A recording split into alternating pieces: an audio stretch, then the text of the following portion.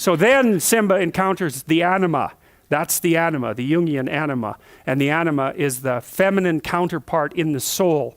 And she, well, yeah, you can tell what she does to him, right? Because she's got this supercilious and what would you say, judgmental and teasy look on her face.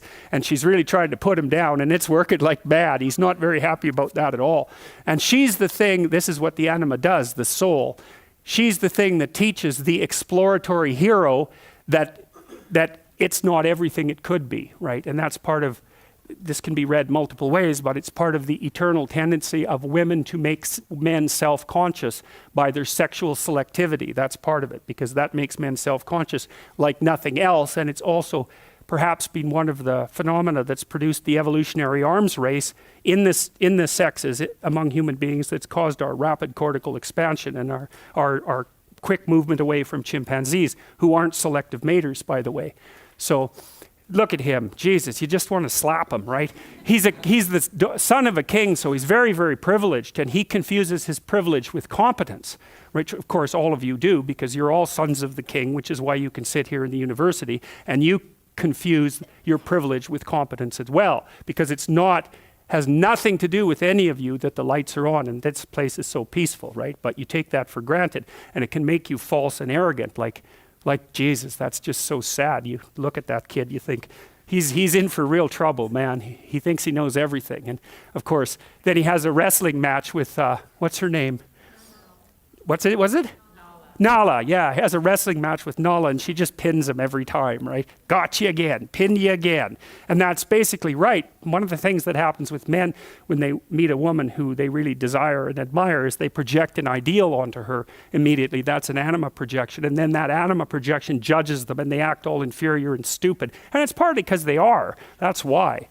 And so then they go down in defeat constantly to this thing that they're projecting, which at least has some concordance with the actual woman, but not that much.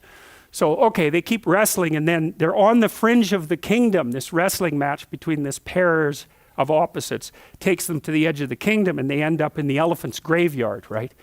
And there's bones everywhere. And so now they're out into the kingdom of death. And what that means is that these two kids, as they've grown up, encounter death, right? They go outside the light, and it's very, very shocking for them.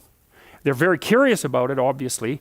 They go to explore the skeletons and all of that, even though they were told not to. But their curiosity, they can't stay away from death. They're too curious about it. And so they develop knowledge of death. And then, of course, out there in the Deadlands is where the hyenas are. And that's exactly right, because hyenas are scavengers, right?